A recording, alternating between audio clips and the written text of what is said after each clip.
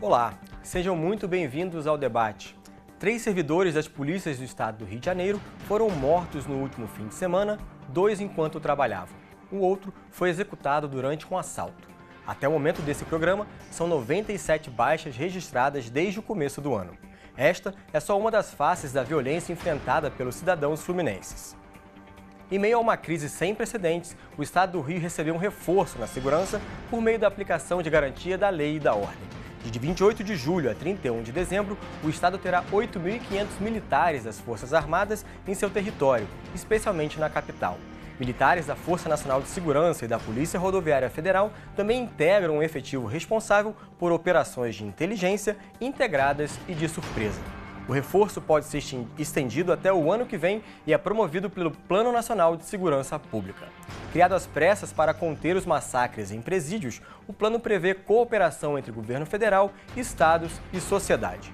O debate de hoje vai falar sobre políticas públicas em segurança em vigor no Brasil. Qual a efetividade das ações diante da necessidade da redução de homicídios dolosos, de feminicídios e do extermínio de jovens negros? Segundo o IPEA, a violência custa 258 bilhões de reais por ano. Como os estados estão mapeando os pontos de violência e insegurança que mais afetam a rotina dos moradores? E como as políticas estão combatendo o crime organizado e afetando a gestão do sistema penitenciário? Para falar sobre esses assuntos, a gente conta com a presença aqui no estúdio de Arthur Trindade, que é professor adjunto do Departamento de Sociologia da Universidade de Brasília e do Núcleo de Estudos sobre a Violência, e é membro do Fórum Nacional de Segurança Pública. Contamos também com a presença de Ibis Pereira da Silva, ex-comandante-geral da Polícia Militar do Rio de Janeiro e historiador. Obrigado aos dois aí pela presença. É um importante debate sobre a questão da segurança pública que afeta diariamente a vida de todos, né, nas grandes cidades e também em cidades do interior, que a gente sabe. E é importante lembrar, né, que o Plano Nacional de Segurança ele começou ali a ser implementado, a ser testado em algumas outras cidades anteriores ao Rio de Janeiro, como Natal, Aracaju. E eu queria, Arthur, entender o que a gente já pode analisar desse plano que está sendo montado aí pelo governo federal até agora. Bom, eu diria que é muito difícil entender, porque diferente de outros planos que o Brasil já teve, e claro, a gente pode debater esses outros planos, se eles foram efetivos ou não, mas diferente de outros planos que o Brasil já teve, nós tínhamos objetivos claramente definidos, eixos de ação claramente definidos, uma lista de ações a serem tomadas, metas e também claramente definidos os meios para a execução do plano, né, em termos financeiros, enfim. Nesse plano nós não temos nada disso, né? O que nós temos é um decreto prevendo um plano de segurança sem listar os atores, sem destacar quais são seus objetivos, quais são suas metas a serem alcançadas, sem destacar que meios serão empregados. Por exemplo, o meio mais frequentemente empregado e que tem dado mais sucesso no Brasil, por parte do governo federal, é o aporte financeiro para induzir ações, né? Apoiando os estados a criarem determinados mecanismos, a introduzirem determinadas mudanças institucionais. Enfim, nesse atual plano, que eu não acho sequer que seja um plano, nós não temos nada disso. Então é muito difícil dizer, fazer uma crítica favorável ou desfavorável. É muito difícil, nós não sabemos nada sobre o que se pretende e como se pretende fazer. Bom, o Arthur Ibis trouxe uma questão que é a questão financeira, né? É preciso investir, né, em segurança para que você tenha resultados. Diante de uma situação como a que a gente está vivendo hoje no país, de crise fiscal, tanto da parte do governo federal quanto da parte dos estados, é inviável, é impossível ter esse investimento pesado, talvez, na área de segurança? Não, eu não creio que seja impossível. Eu creio que dinheiro existe, né? A questão é você definir de uma maneira clara quanto será investido, durante quanto tempo será investido, em que programas serão investidos. E eu penso que é aí que o plano peca, me parece, se é que nós podemos chamar o que foi apresentado no início deste ano pelo então ministro da Justiça, Alexandre de Moraes, um plano. Ele tem, na minha opinião, 2 problemas básicos. O primeiro problema que ele tem, que vai esbarrar diretamente no que você está trazendo, Márcio, é a questão da incompreensão do próprio papel do governo federal, da União Federal na formulação de políticas públicas para um país do tamanho do que nós temos, né? Com a complexidade, com mais de 5 mil municípios, com 26 estados e um Distrito Federal, um país onde uma pessoa é morta a cada 9 minutos. Né? Então, eu acho que é entender que o papel da União é basicamente de indução, como disse o professor Arthur, financiamento, como também sinalizou o Arthur, e capacitação. Né? A União não tem que se envolver diretamente na execução de mega operações junto com os estados, com as forças estaduais e guardas municipais. O grande papel da União é de ser indutora de política pública e financiadora de políticas públicas e também de capacitação para que a gente possa ter uma unidade de doutrina das polícias para um país do tamanho desse nosso. Então, quando você lê o plano, você vê que ele reúne uma série de ações, muitas ações, mas não fica muito claro como essas ações elas vão se conectar, que tipo de indicadores serão construídos para a gente saber se o dinheiro público que está sendo investido nessas ações, se esse dinheiro terá efetividade. Então, lendo o plano, o que está sendo chamado de plano, eu fico com a nítida impressão que sobra boa vontade, mas o planejamento deixa muito a desejar. Não se sabe muito bem onde se quer chegar e de que modo a gente vai ter certeza que as ações que estão sendo elaboradas terão efetividade no sentido desse objetivo. Então, tem muito boa vontade, muita alegoria e pouco samba no pé, eu diria. Diante disso tudo, a população fica sem saber o que de fato vai acontecer no seu dia a dia com relação à segurança pública. Sim, né? sim. Bom, muita gente tem adotado, então, por conta disso, várias medidas para enfrentar a situação de insegurança nas cidades brasileiras. Aqui no Rio, uma associação foi formada para ajudar a melhorar a imagem de um dos bairros mais visitados pelos turistas. A gente mostra numa reportagem agora sobre essa iniciativa.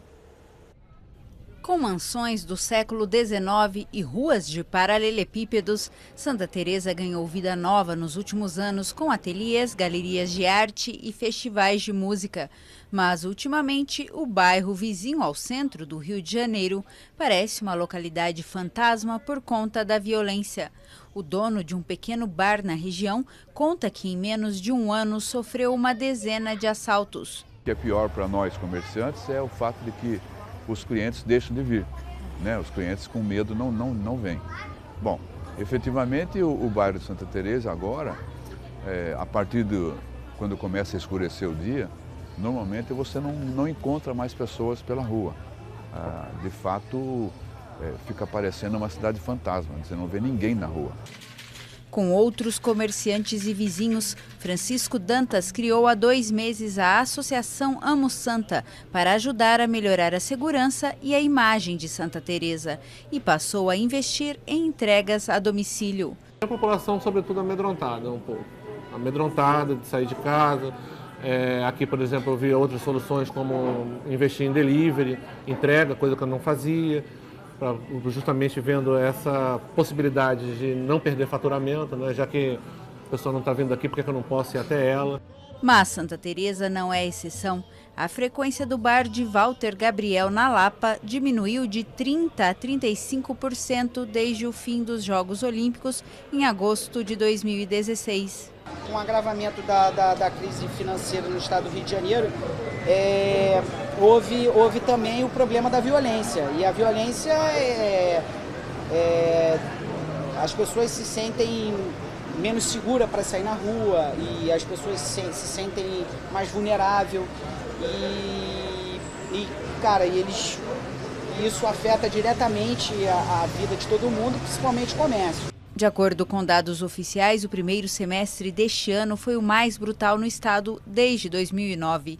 Segundo o Instituto de Segurança Pública, 3.457 mortes violentas foram registradas, 15% a mais do que no mesmo período de 2016. Pois é, que situação, né? Arthur, aproveito a reportagem para fazer uma pergunta bastante pertinente, que é o fato de, no Plano Nacional de Segurança, nós não termos referência a, por exemplo, casos de homicídios dolosos ou lesões corporais com morte de jovens. Também não faz muita referência com relação à proteção de jovens negros. A gente sabe que nas estatísticas, essa população está entre as mais vulneráveis à violência. Então, para que serve, né? A gente está discutindo aqui um plano de segurança pública, se ele não ataca ali o que é mais, digamos, pertinente no momento como esse que o país está vivendo, que está perdendo, né, seus jovens para a violência. Como eu disse, o plano não define claramente os seus objetivos. Lista algumas ações, mas a gente só pode avaliar as ações na sua coerência com os objetivos a serem alcançados e também na avaliação da sua efetividade, né, como o Coronel Ives chamou a atenção aqui. Ora, num país como o Brasil, que tem mais de 60 mil mortos por ano, né, concentra 10% dos homicídios que acontecem no globo terrestre. Né? Me parece que qualquer plano de segurança pública deveria ter como prioridade os homicídios. Os homicídios, por sua vez, eles não se espalham pelas cidades e pelos estados de maneira aleatória. Eles são concentrados. Né? Alguns estados têm alta taxa de homicídios, outros têm uma taxa reduzindo. Dentro dos municípios, algumas localidades, normalmente poucas, concentram uma quantidade muito grande de homicídios. Né? Um plano de segurança pública deveria considerar isso. E considerar um outro aspecto que o Coronel Ives chamou a atenção. Na complexidade brasileira, né? Com 26 estados, mais o Distrito Federal, onde as polícias e os órgãos de segurança pública têm configurações diferentes, a cada estado tem história diferente. Né? Isso tem que ser considerado, né? Tem que ser levado em consideração as diferenças estaduais, mas também tem que ser levado em consideração as diferenças municipais. Cada município também tem sua história. Né?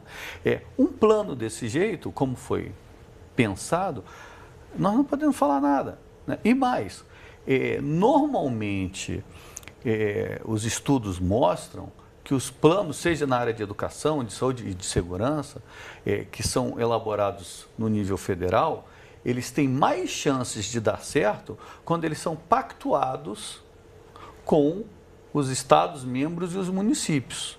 Isso me faz lembrar um pouco o Plano Nacional de Educação, né? Perfeito. Que, obviamente, tem ali um plano estadual de educação, um plano municipal, né? E também está sofrendo com a falta de recursos. Ok. Mas tem uma pactuação.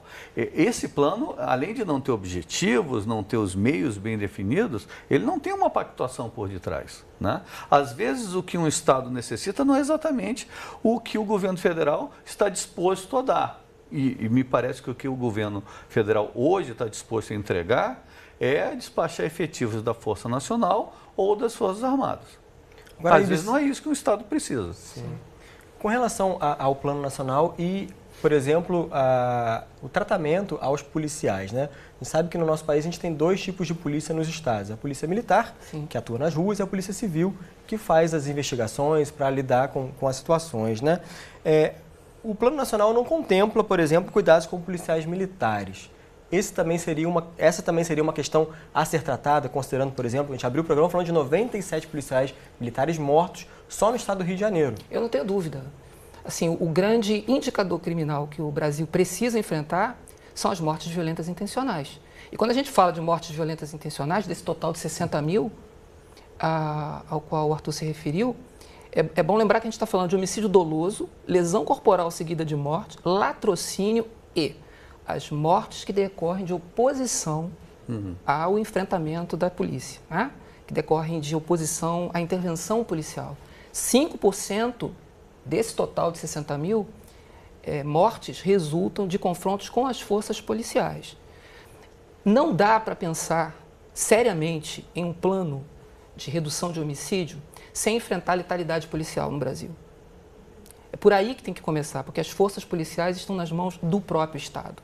Então é preciso que o Estado tenha a coragem de mexer nesse gravíssimo problema, o que passa pela humanização das polícias brasileiras, por uma reforma das polícias brasileiras e pela humanização das polícias brasileiras. Me parece que essa vitimização que o policial sofre tem muito desse olhar descuidado que o Estado brasileiro tem com relação às suas polícias, tanto quanto elas se comportam de modo violento, como também quando elas sofrem violência.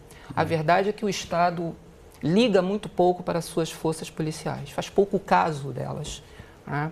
Estimula as polícias para embarcarem numa guerra que não vai levar ninguém a lugar nenhum, Quando o policial mata, o Estado fecha os olhos e quando morre, igualmente fecha os olhos. Então, o Estado brasileiro é indesculpável. Situação gravíssima. Bom, para falar um pouco sobre as questões ligadas ao dia a dia dos policiais militares, a gente vai conversar agora por Skype com a Cecília Oliveira, ela que é jornalista do portal The Intercept Brasil e também consultora da Anistia Internacional. Tudo bem, Cecília? Você me ouve bem? Te ouço bem. Tudo bem, gente? Bem, Cecília.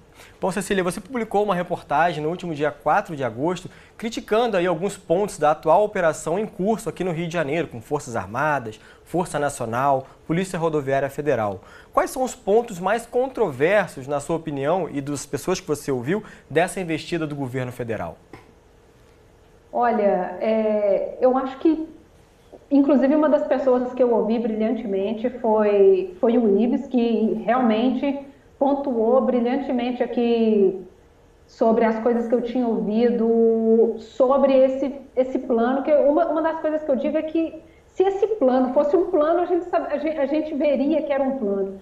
Eu acredito que a ausência de informação já mostra que esse plano ele não existe. E eu afirmei isso muito claramente nessa matéria, porque eu ouvi as pessoas envolvidas, inclusive, né, nessa força-tarefa das Forças Armadas aqui no Rio, e o que ficou muito claro ali para mim foi que realmente, além desse plano não existir, eles vão, como se diz, eles vão tocar a força bruta ali e pediram simplesmente o apoio tanto da imprensa quanto da sociedade, porque é assim, ou vocês estão com a gente ou contra a gente. E aí, vendo aí, inclusive, os convidados que estão debatendo sobre essa questão, falando sobre o plano, e foi, obviamente, muito bem pontuado a questão de que as pessoas que morrem, elas têm um perfil, e esse perfil não pode ser ignorado, tanto quanto não pode ser ignorada a questão do homicídio dentro de um plano de segurança. Então, o perfil são as pessoas jovens e negras. Então, uma das coisas que eu acho que vale a pena pontuar aqui é que uma das pessoas que está encabeçando a execução desse plano e aí muito de frente em relação à condução das Forças Armadas no Rio, que é o ministro-chefe do Gabinete de Segurança Institucional, o Etchegóin, ele mencionou muito claramente falando que os ismos são os empecilhos para a execução com uma execução de sucesso de um plano de segurança pública. Quais ismos? Você pode falar para a gente, Cecília, quais ismos são esses que ele mencionou? Ele não mencionou os ismos todos, mas aqui para mim fica muito claro que o racismo é um deles, né? Porque em nenhum momento ele menciona o perfil das vítimas, obviamente ele mencionou, foi coisa nenhuma sobre a execução desse plano. Ele falou muito em inteligência, mas isso é o que menos se vê nessa questão, porque não se leva, eles não estão levando em consideração nenhum estudo feito a respeito da violência no Rio de Janeiro, especificamente. Então, assim, eles falaram muito sobre roubo de carga, se fala muito em relação tem muito assalto, mas não mencionam razões, não mencionam como que vai usar essa inteligência, de que inteligência você está falando. E o que fica muito claro sobre essa completa ausência de inteligência é simplesmente apostar nesse modelo falido do enfrentamento à violência, que é trazer mais uma vez as Forças Armadas ao Rio de Janeiro. Sendo que das 11 vezes em que foi empregado as Forças Armadas no Rio de Janeiro, apenas uma houve redução, ou seja, não funciona. É um modelo muito caro e sem resultado. Então, isso já demonstra total falta de inteligência na condução desse suposto plano. Sim, vou aproveitar essa sua deixa, Cecília, com relação, né, à efetividade das operações realizadas no Rio de Janeiro. Ela mencionou as 11 que foram feitas, em apenas um caso você teve a redução.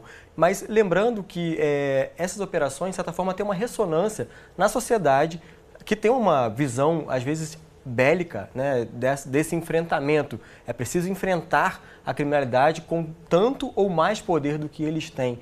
Seria também esse, digamos, o objetivo também de apresentar um plano assim, às pompas, para a sociedade, de certa forma atender a um anseio da sociedade de ver alguma resposta violenta também para a violência? Bom, você me permite, Ives, esse plano, né, ele claramente ele é superdimensionado na sua faceta política, né? É a ideia de dar uma resposta política, uma resposta que sim, temos governo e que o governo está funcionando, né? Essa é a principal função desse plano. A função é um emprego político, né? Uma mensagem política do governo federal. Sobre o plano, tem uma coisa que a gente tem que chamar a atenção. A Cecília mencionou ali, não levou em consideração os números, os estudos, mas a gente tem que levar em consideração uma coisa desse plano, que é inusitado, né? É a primeira vez durante a nova República, né, que nós temos um plano de segurança pública que é formulado no Ministério da Defesa e no Gabinete de Segurança Nacional. Né? A participação do Ministério da Justiça, que detém dados, detém um histórico de estudos, detém diagnósticos muito bem feitos, alguns, né? A participação do Ministério da Justiça é muito pequena nesse plano, né? Esse plano não é orientado por dados, por informações precisas. Ele é orientado por achismos. Ele é orientado de tal forma a responder aos anseios da população. Agora, eu tenho dúvidas se no atual momento da história brasileira, se de fato a população ainda acredita que esse tipo de emprego momentâneo, limitado, de tropas federais, surte algum efeito. Eu tenho dúvidas. Eu acho que a população não acredita mais nisso. Cecília, você queria pontuar alguma coisa? Eu quase atropelei aí, desculpa. Mas realmente, inclusive essa grande operação que foi feita no Complexo do Lins recentemente, foram empregados 5.000 homens e realmente o resultado foi ridículo. Ridículo. Como que você faz uma operação com 5.000 homens e apreende 3 revólveres?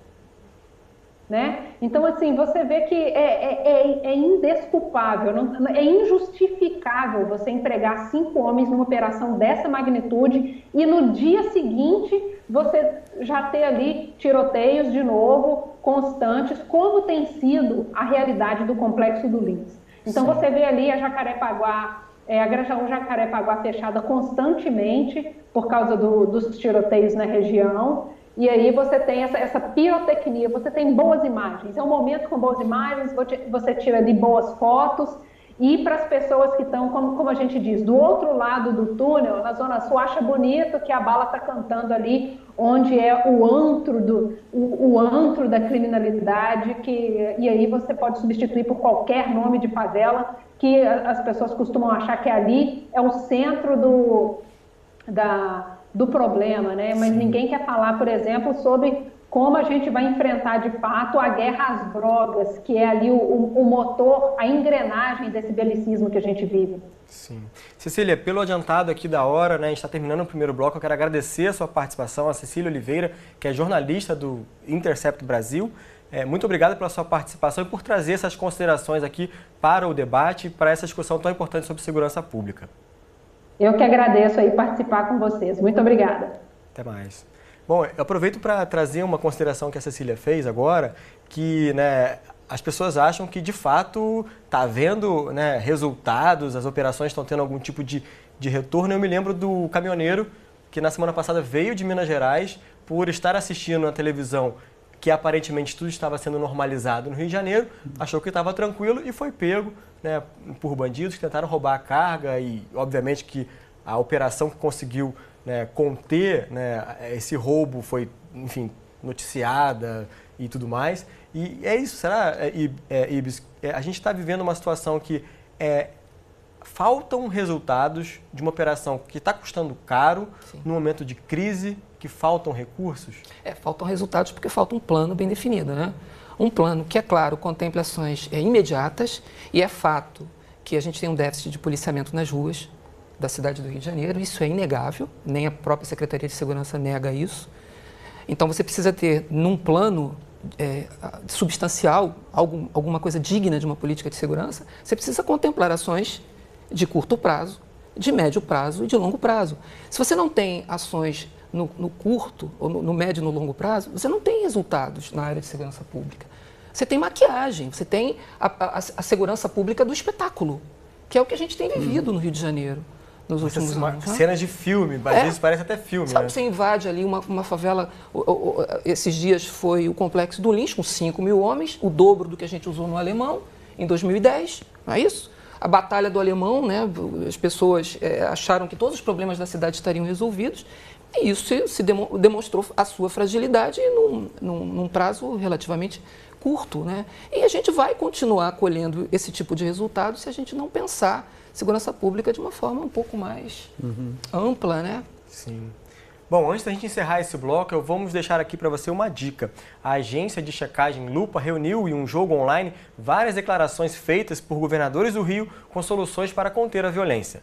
Vamos ver aí na internet uma dessas frases e perceber como as propostas que têm sido apresentadas nesses últimos 20, 30 anos têm sido bastante parecidas. A frase é essa aí que você está vendo, ó. Não seria bom revelar a data exata das operações com o Exército, mas a decisão política já está tomada. Será que você consegue adivinhar quem que disse isso? Vocês conseguem adivinhar? Essa eu não lembro, não. Foram tantas ao longo desse tempo. Pois é, essa é do Nilo Batista, em 1994, ou seja, mais de 20 anos atrás, né, dizendo tem que colocar o Exército nas ruas. É justamente com essa reflexão que a gente termina esse bloco. Eu espero você daqui a pouquinho. Até já.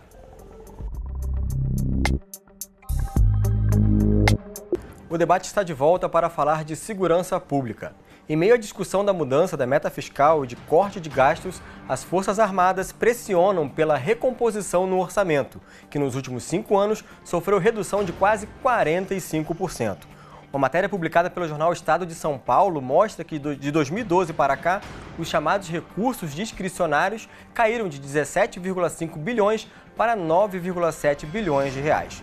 Os valores não incluem gastos obrigatórios com alimentação, salários e saúde dos militares. Segundo o comando das forças, neste ano houve um contingenciamento de 40% e o recurso só é suficiente para cobrir os gastos até setembro. Se não houver liberação de mais verba, o plano é reduzir o expediente e antecipar a baixa dos recrutas.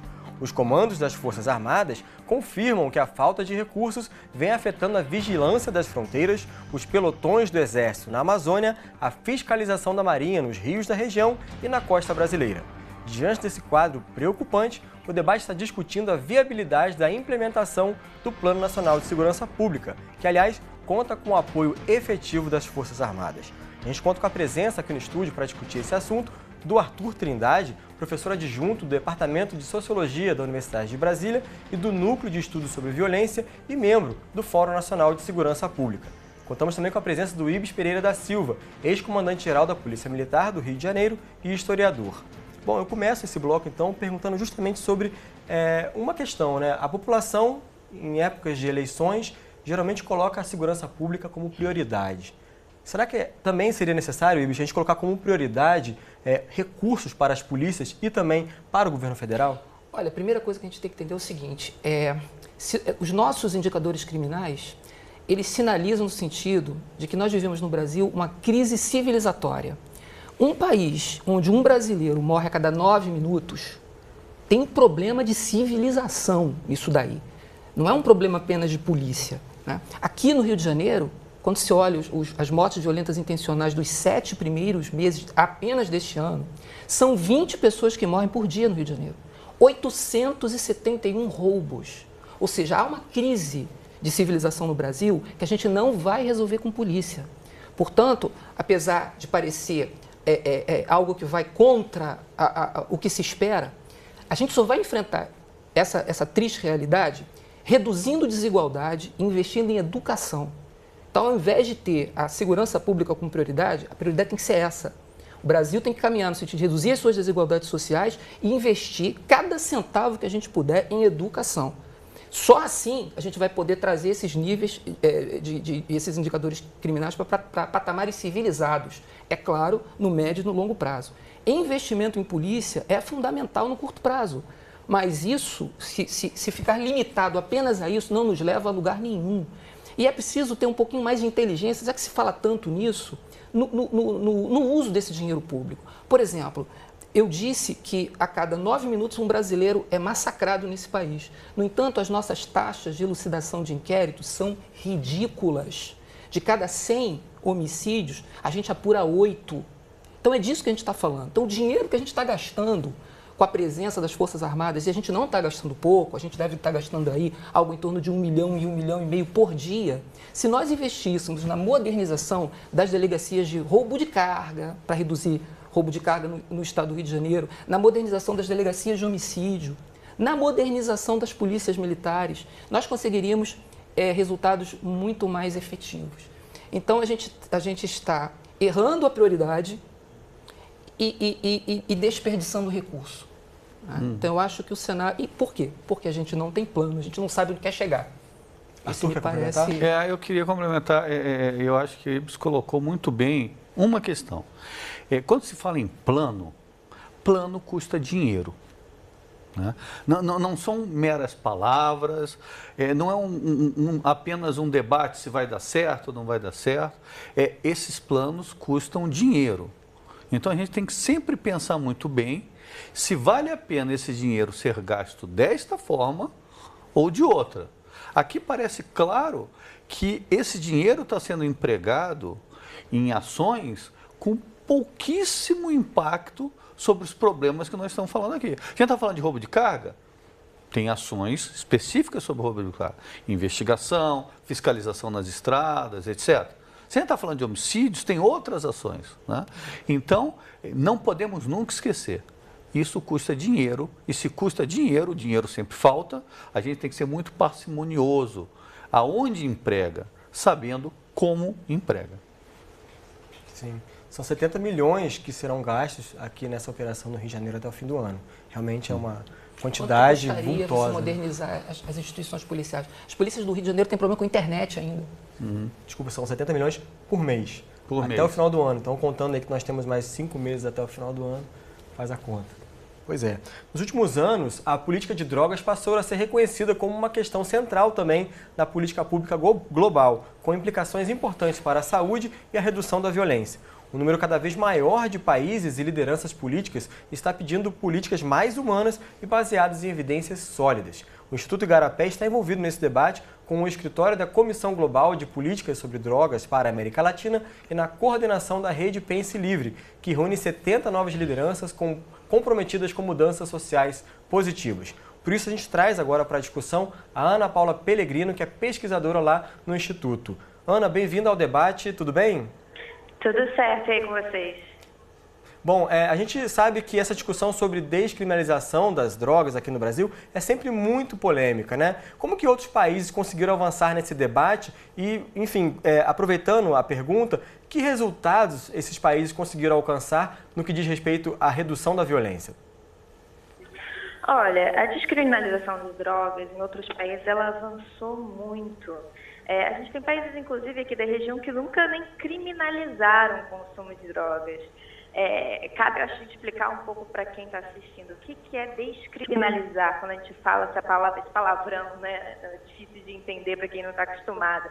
Quer dizer, não considerar crime o porte de drogas para uso pessoal. Isso quer dizer que continua sendo legal e que só não vai ser gerado um processo na justiça criminal. É que nem, por exemplo, esquecer de botar o cinto de segurança no carro. Então, aquilo ali é uma infração, mas não gera uma ação penal contra a pessoa que deixa de usar cinto. Países como Portugal, por exemplo, que já descriminalizaram o consumo de drogas há mais de 10 anos, têm visto grandes impactos, principalmente no que tange à saúde de quem tem problemas com drogas. Lá, o perfil de interação entre o mundo aí de drogas e a violência é um pouco diferente. Quando a gente olha para o que seria o impacto da descriminalização aqui no Brasil, na verdade, a gente vê ele muito orientado para o que seria um desafogamento aí dos atores e agentes da ponta na justiça criminal. A polícia, a militar, a polícia civil nas delegacias.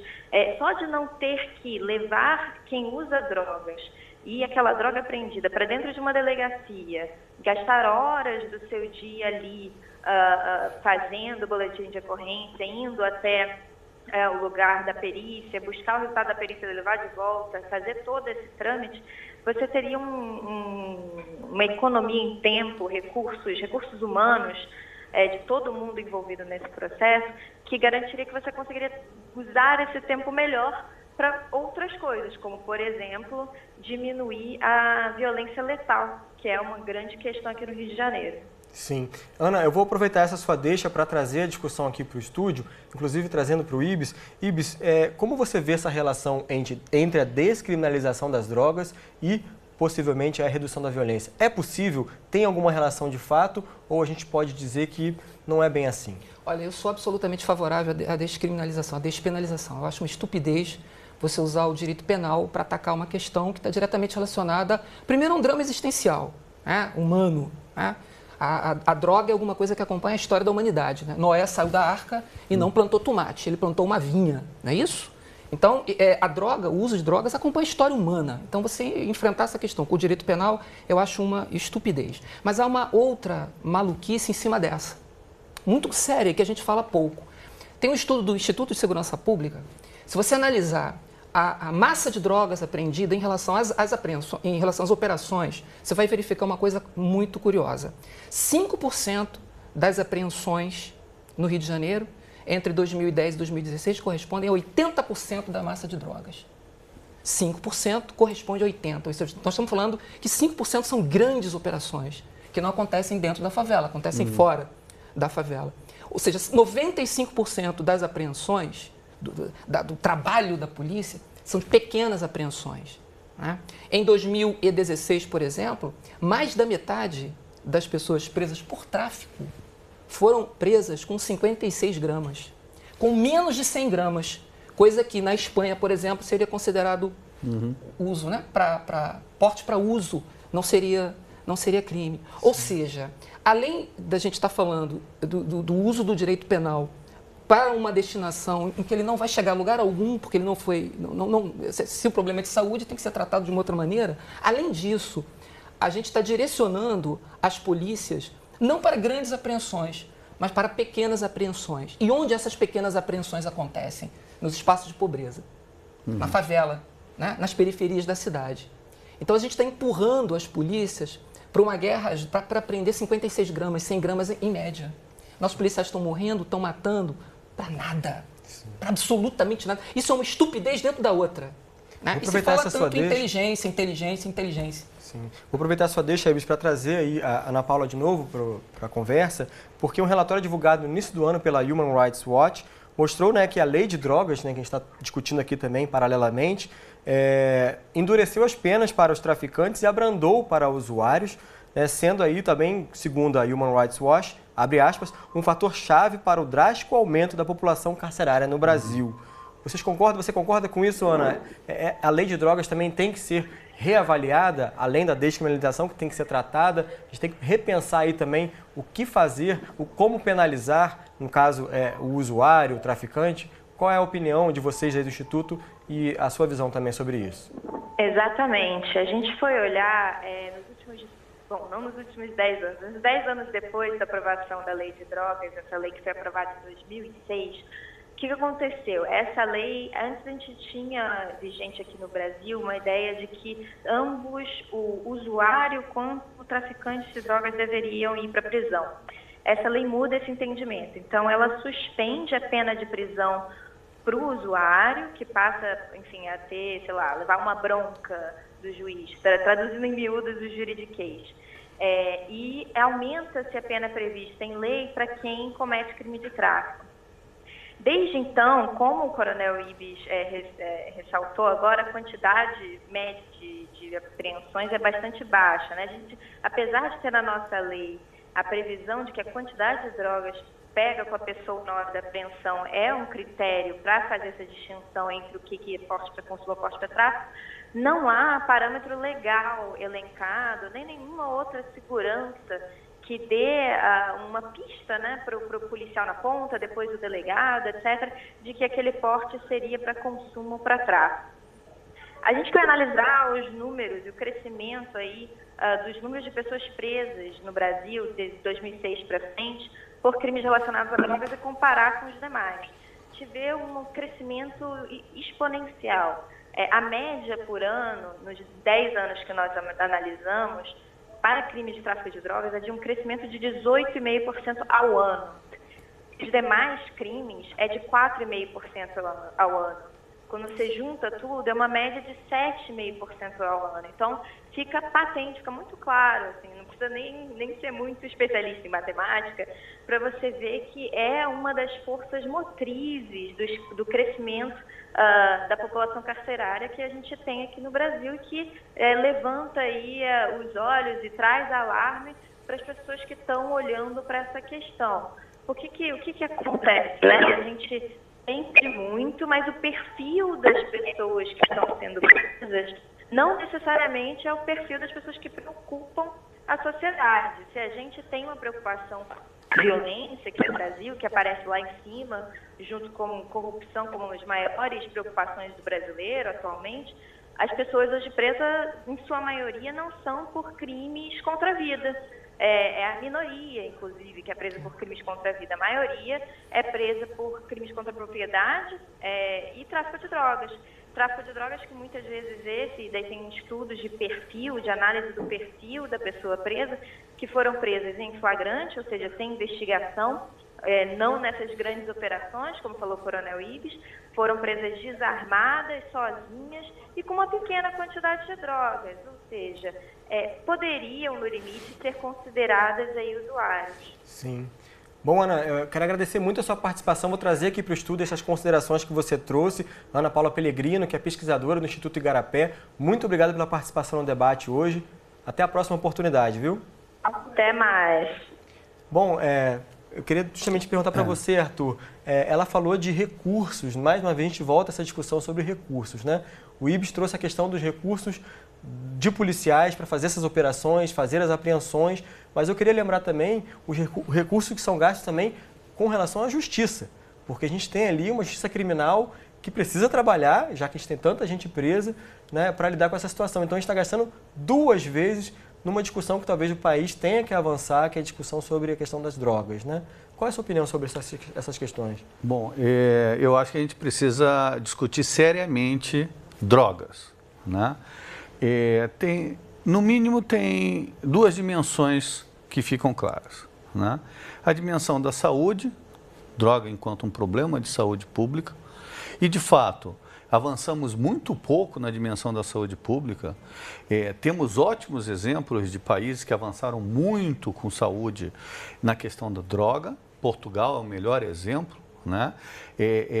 Portugal e os países europeus, eles medem, né? Eles fazem um levantamento tentando aferir a quantidade de pessoas que consomem periodicamente drogas, né? No Brasil, nós sequer temos isso, né? E eles conseguiram verificar que depois de implantarem essa política, o número de usuários, né, frequentes, por exemplo, de maconha, vem caindo há mais de 10 anos em Portugal. Então, tem a questão da saúde pública, né? Isso é um grande tema. Mas tem a questão da segurança, né? A primeira coisa importante a falar sobre drogas com relação à segurança nenhum país do mundo conseguiu acabar com o tráfico de drogas. Não há se consome droga em todos os países do mundo. Se consome cocaína, maconha, haxixe, drogas químicas, sintéticas, em todos os países. Em alguns lugares, segundo levantamentos da ONU, mais do que no Brasil. Muito mais, aliás, do que no Brasil. Agora, se isso é verdade, também é verdade que são poucos os países que esse tráfico de drogas gera tantas mortes. Vamos começar por aí, né? A associação entre mortes e o mercado de drogas não é uma associação automática. Existem alguns países, no México, uma associação muito forte sobre isso, na Colômbia e no Brasil. Tem algo de errado nisso, né? Via de regra, nós priorizamos as nossas políticas de segurança pública na apreensão de drogas, no combate ao narcotráfico. Não, veja, isso é uma outra coisa. Sim. Talvez tenha uma preocupação anterior. está morrendo muita gente. Em confronto entre facções, em confronto entre policiais e criminosos, em confronto entre grupos armados, algumas facções.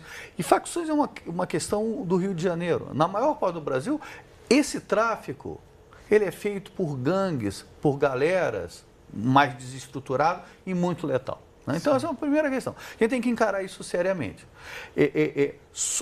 A política de combate às drogas para acabar com o narcotráfico tem chance de dar certo? Eu diria, nenhuma. Nenhuma chance. Por quê? Porque não deu certo em nenhum lugar. Sim. Ponto. Agora, a gente pode diminuir a letalidade associada ao tráfico de drogas? Pode. E pode mesmo. Né? Primeira questão. Segunda questão. Tem uma discussão sobre descriminalização, exemplo português, aliás, o exemplo europeu, né? Portugal, em diferentes graus, né? Espanha, Holanda, Suíça, Alemanha, né? Tem descriminalização. Mas agora a gente tem uma outra vertente que está chamando a atenção do mundo todo, que é a regulação. Não é descriminalização. Uruguai, por exemplo. Uruguai, sim. Califórnia, Colorado, Washington, né? Veja, descriminalização. A droga deixa de ser, o consumo deixa de ser crime, que é bem-vindo, porque tem que ser um problema de saúde pública, mas talvez só descriminalizar não nos ajude, no caso brasileiro. Sim. Porque, vamos ser honestos, alguém deixou ou deixa de consumir drogas porque é crime? Não é? É uma grande discussão então, e eu queria aproveitar... Isso é uma outra coisa. Agora, os efeitos violentos associados ao negócio da droga precisam ser discutidos. Sim. Talvez o caminho da regulação de toda a cadeia produtiva seja mais promissor. Claro que é um caminho longo. Até lá, talvez a gente devesse focar as nossas atenções na seguinte questão: vamos reduzir a letalidade associada ao mercado de drogas. Possível fazer. A gente vai trazer daqui a pouquinho o exemplo do México através, né, da fala de um especialista, tá? Mas antes disso a gente queria falar um pouquinho sobre a Força Nacional, né, que ganhou destaque no noticiário por atuar em momentos de crise em alguns estados. Aqui no Rio, por exemplo, ela já foi convocada inclusive para garantir a votação do pacote de austeridade na Assembleia Legislativa do Rio no final do ano passado. A gente produziu aqui um vídeo para você ter mais informações sobre essa corporação. Veja aí.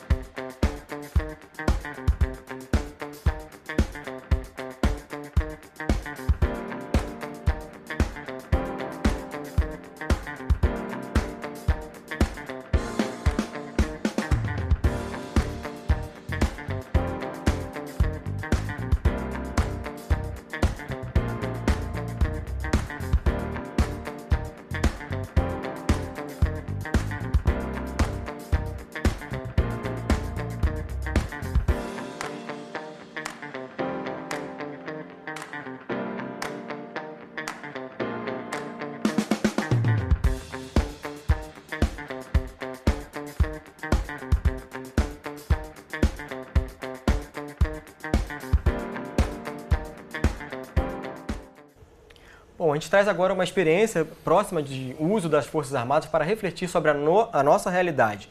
No México, a participação de militares em ações diretas de segurança pública foi pensada como uma estratégia pontual e temporária para o problema crônico de violência dos cartéis de drogas. No entanto, o Exército já está nas ruas há mais de uma década, em diferentes estados, com resultados controversos e sem previsão para voltar aos quartéis. A adoção das Forças Armadas em atividades como operações policiais e patrulhamento foi decidida pelo então recém-impossado presidente Felipe Calderón e logo ganhou o nome de Guerra ao Narcotráfico. A estratégia casava com a tentativa dele de melhorar sua situação política já fragilizada. Aqui no Brasil, a estratégia de usar as Forças Armadas para conter o roubo de cargas no Rio de Janeiro e criar uma frente de combate ao tráfico de drogas e armas parece ter o mesmo viés político. Para falar sobre esses aprendizados que nós podemos obter com a experiência mexicana, a gente traz para o debate o Thiago Rodrigues, que é doutor em Ciências Sociais e professor do Instituto de Estudos Estratégicos da Universidade Federal Fluminense. Tudo bem, Thiago? Bem-vindo ao debate. Tudo bem, Márcio. Boa noite a vocês todos. É um prazer estar com vocês. Thiago, eu começo com uma pergunta que é a seguinte: a presença do Exército mexicano nas ruas fez diminuir a violência? Não, agora, passados 10 anos da declaração de guerra contra os cartéis, esse é o nome popular, né, que a política de Calderón ganhou, Todos os dados, índices de homicídio, etc., indicam justamente o contrário. Não é? Quer dizer, os índices de letalidade da ação policial no México eram altos, ou relativamente altos, mais ou menos na casa dos 80 por 100 mil, e a maioria das cidades mexicanas, onde há um índice maior de violência relacionada ao tráfico de drogas, esses índices têm aumentado. Inclusive em cidades que nem apareciam nos rankings das principais cidades violentas do mundo, como o balneário de Acapulco, por exemplo. A partir de 2011, 2012, quando a cidade foi militarizada, ela passou a ser considerada entre as 4 mais violentas do planeta.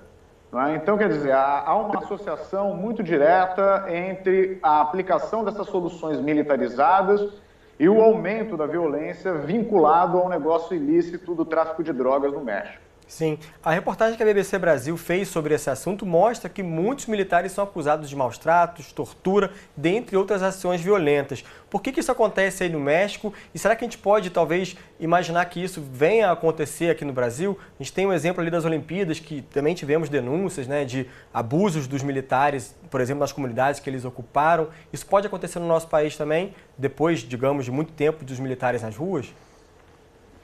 Olha, a minha preocupação central como pesquisador e como cidadão é justamente analisar os possíveis efeitos dessa aplicação ou do uso do engajamento de militares em questões de segurança pública. Há 20 anos eu pesquiso, né, como o tema do narcotráfico tem sido securitizado, ou seja, elevado a uma questão de segurança nas Américas. É um problema que se complexificou nos últimos 40 anos, desde a chamada Declaração de Guerra contra as Drogas, do Nixon, no início dos anos 70. E um dos índices principais dessa Declaração de Guerra às Drogas, no que diz respeito à América Latina, foi o investimento sistemático dos Estados Unidos na conversão das Forças Armadas latino-americanas em forças antinarcotráfico. Uma associação que tinha certo parentesco com o investimento prévio que os Estados Unidos já faziam, desde o final dos anos 40 e dos anos 50, na transformação das Forças Armadas latino-americanas em forças policiais anticomunistas. Né? Então, esse parentesco, principalmente a partir dos anos 80, com a diminuição da questão do comunismo, ou da ameaça, ou da dita ameaça comunista, fez com que o narcotráfico emergisse como um alvo central dessas políticas. E o caso mexicano é um caso bastante importante para a gente aqui no Brasil, porque o emprego de militares em questões relacionadas à segurança pública no chamado período da redemocratização, ou seja, a partir do final dos anos 80, da Constituição de 88, não é um índice frequente. A gente tem operações desde os anos 90, nas quais os militares foram convocados para a segurança de eventos internacionais, como a Expo 92, eleições, visitas papais, grandes eventos esportivos, etc. Mas, a partir do final da década passada, início dessa década, principalmente a partir da chamada ocupação dos complexos de favela da Penha e do Alemão, entre final de 2010 e julho de 2012, parece que uma nova etapa pôde se abrir. Não é que ela tenha se aberto em definitivo, mas houve a possibilidade de que uma nova coisa acontecesse, que é a presença sistemática de militares em ruas de metrópoles como o Rio de Janeiro, sob a justificativa de combater o chamado crime organizado. Então, a análise comparada com países como o México me parece ser de grande valia para que a gente possa ter parâmetros de análise, de compreensão e de avaliação do que tem acontecido em países com características parecidas com as nossas, nunca idênticas, mas parecidas, nas quais o emprego desses militares já tem sido mais antigo, mais sistemático e mais enfático. Né?